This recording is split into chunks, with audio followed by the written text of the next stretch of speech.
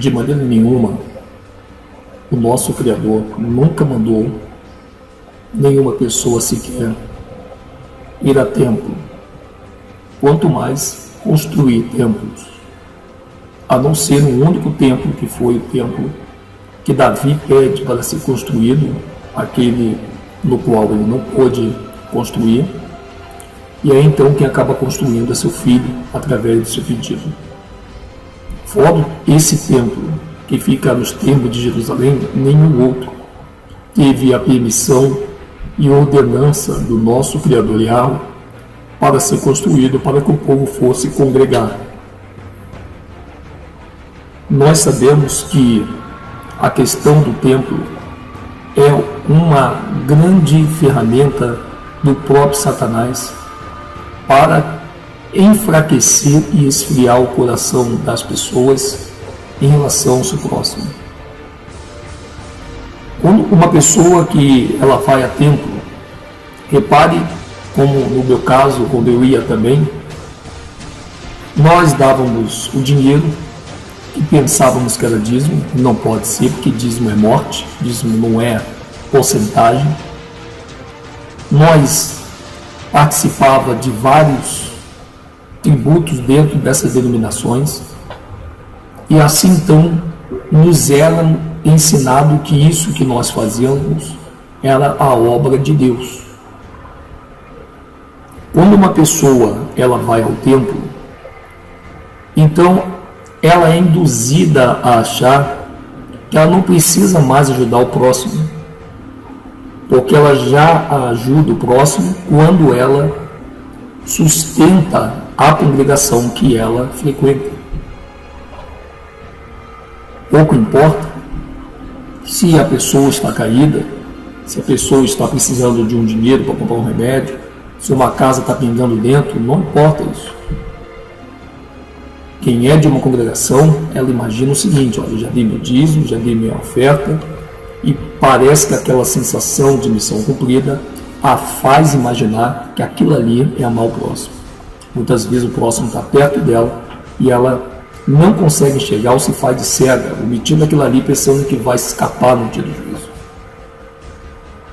As congregações evangélicas, elas simplesmente foram uma grande jogada do sistema dos senhores do mundo, que desde já há muito tempo vem junto com essa ferramenta chamada templo, agregando o número de pessoas, esfriando-as em relação ao que na verdade seria algo real e contundente, elas ajudar alguém que ela vê. Temos aí muitas pessoas que, por exemplo, elas ajudam nas instituições, nos centros de recuperações, pensando que ela ajudando nos centros de recuperações e nessas entidades, ela está fazendo o cumprimento de amar o próximo. Na verdade, amados, para amar o próximo, você não precisa de templo, você não precisa de um líder, você precisa de um coração focado naquele líder, que é o nosso Salvador Yahushua. Nós não somos o templo, nós não somos o santo, não precisamos, nós não precisamos ir no templo, não precisamos chegar a santuário nenhum dentro de templo, porque o Salvador nunca falou isso, ele nunca deu uma ordem para eu e você entrarmos dentro de um templo e ali acharmos que estamos fazendo a obra, enquanto que ao nosso redor muita gente está sofrendo, muita gente está morrendo, muita gente está padecendo.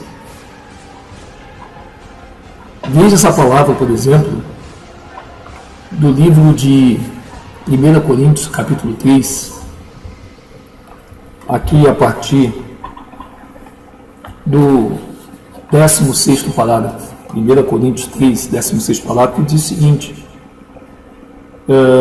não sabeis vós que sois santuários do Criador? Olha aí, não sabeis vós que sois santuário do Criador? Vós, não é uma casa de pedra que ele está falando, não é um templo, porque o único templo é só aquele que está em Jerusalém, só aquele ali. Não existe templos auxiliares. Não existe filiais dos templos que Salomão construiu. Tirando aquele templo que é o único físico em termos de material, os restantes são pessoas. O próprio Paulo chega a dizer, olha, não sabeis vós que sois santuário de Ar e que o Espírito de Ar habita em vós? Se alguém destruir o santuário de Ar, e Ar o destruirá, pois o santuário de Ar, que sois vós, é intocável. Alguma escritura diz sagrado. Então nós somos intocáveis e a maçonaria sabe disso. Os maçons sabem disso. O espírito que está nos maçons, que está nos senhores do mundo, que está nos falsos judeus, que estão em Israel, eles sabem que aqueles que estão falando hoje a verdade são intocáveis. Nós somos intocáveis. Ninguém pode tocar numa pessoa que está em Yahushua e trabalhando na seara de Yahushua. Isso aí está escrito aqui em 1 Coríntios. E não só nesse livro, mas como muitos outros espalhados nas Escrituras. Quando nós ficamos limitados a templos, a denominações, nós nos tornamos maus e pensamos que somos bons. Por que nos tornamos maus? Porque o que nós fazemos para o pastor, para o líder espiritual, para o profeta, para o missionário, para o bispo, para o apóstolo, para o ancião, para o diácono, para o presbítero, para o obreiro, o que nós fazemos já nos torna pessoas livres de qualquer compromisso perante aquelas pessoas que precisariam muito da nossa ajuda, mas nós não temos como ajudar.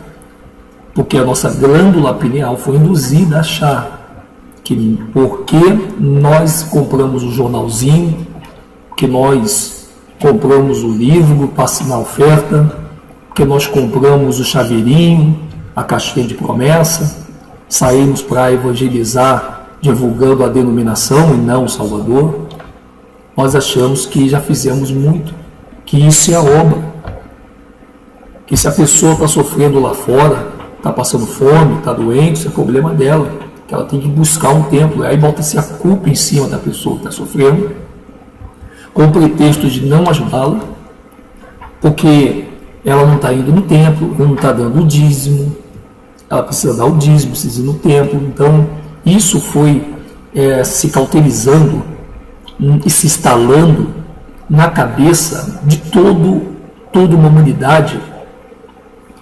Mas não deu certo com todo mundo. Tem países que não aceitam o cristianismo porque eles sabem que o cristianismo foi uma invenção dos judeus askenazes. Inclusive, essa informação que eu estou passando para você, meu amado, está no livro Protocolo do Sábio de Sião.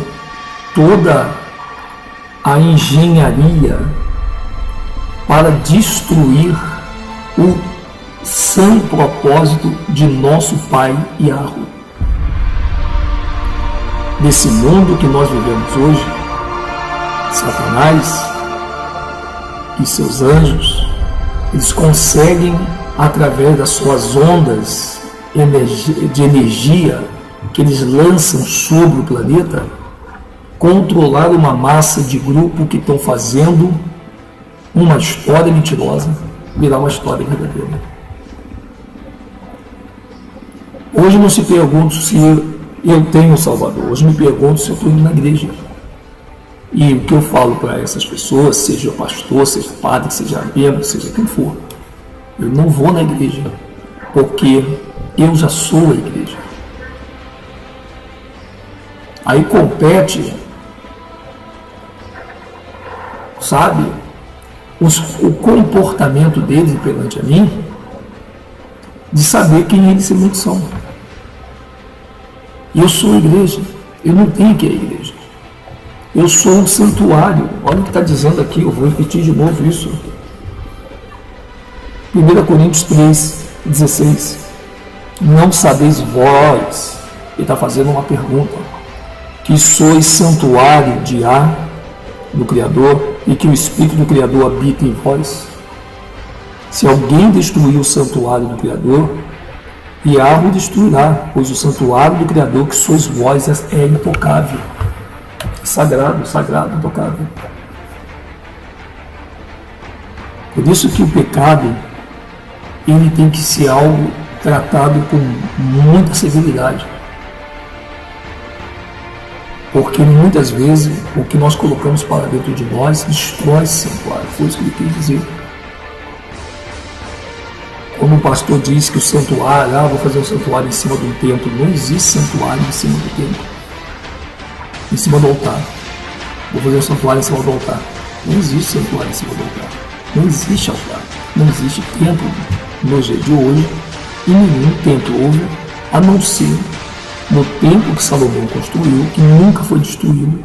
O que foi destruído foi o santuário, não o templo. Por que o santuário foi destruído? O santuário foi destruído para que hoje o santuário fosse humano e não algo feito de material. Veja, meus amados, no livro de Daniel, ali no capítulo 9, nos é mostrado essa passagem, mostrando que o que foi destruído foi o santuário. Muitos confundem santuário com templo. Templo é uma coisa, santuário é outra. Aqui no livro de Daniel, no capítulo 9, 26º parágrafo, depois das 62 semanas, será cortado o ungido, e não será mais. E o povo do príncipe que há de vir destruirá a cidade e o santuário.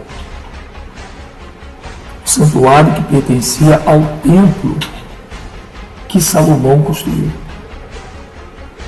Quando pegam para nós, que eles vão construir o terceiro templo, eles vão construir, meu amigo, mais templo do que já está construído no mundo, que o Salvador nunca mandou construir. Nunca na Escritura, eles usam essa passagem aqui, os judeus askenazes, os judeus em geral, de todas as ramificações desse dite maligno e perverso, eles dizem que o templo foi destruído, porque está confirmado em Daniel capítulo 9, no verso 26. Isso aí é mentira. Se você ler direitinho, o que foi destruído foi o santuário. O santuário é uma coisa, o templo é outra. Se você abrir o livro de Gênesis, o livro de Gênesis, nem tenda da congregação existia ainda. Nem tenda da congregação, começou a existir no finalzinho. Mas já em Gênesis, já existiu o santuário. O santuário vem na frente do templo. O santuário ele era feito e ele se deslocava junto com as tendas móveis. Depois, lá na frente, segundo Reis, que vai vir aparecer o templo fixo, o templo imóvel. Então veja que o santuário, ele não é fixo, ele nunca poderá ser fixo. Por isso que havia necessidade do templo móvel daquela época. Hoje, o santuário, ele não é mais levado dentro de um templo móvel, e muito menos dentro de um templo imóvel. Hoje esse santuário está dentro de nós. Porque o santuário, ele é o lugar que o Salvador escolhe dentro de nós para que ele possa nos ajudar a nos conduzir nesse mundo. Todos os templos que você conhece com o nome Assembleia de Deus, Igreja Universal do Reino de Deus, Igreja Mundial do Poder de Deus, todas as denominações existentes no mundo, elas são malignas, satânicas, mas que infelizmente elas têm uma aparência do Criador, porque o próprio Satanás também se transforma em ser de luz. E se possível fosse, ele enganaria até os escolhidos. Porque muitos muitas sessões que acontecem dentro dessas denominações, parece que é do Criador, mas não é. Porque o nosso Criador não habita em templo feito por mão de homens. Atos 7, bem claro. Estevão morreu porque ele falou na frente dos pastores da época, dos sacerdotes. Nosso Criador, ele não habita em templo feito por mão de homens. Ele não habita. Pegaram Estevão, puxaram para fora e o apedrejaram. Os templos são dinheiro. Templo é dinheiro. O que se ganha com o templo hoje é dinheiro. E eles vestem uma roupa de dízimo. E toda vez que eles fazem isso, eles estão chamando o povo de ignorante. Levando o povo a pensar que dízimo tem alguma coisa a ver com dinheiro. Se dízimo tivesse alguma coisa a ver com dinheiro, jamais Deuteronômio 14, Salvador não mandaria vender o dízimo. Qual é o sentido de vender o dízimo? Se dízimo já é dinheiro.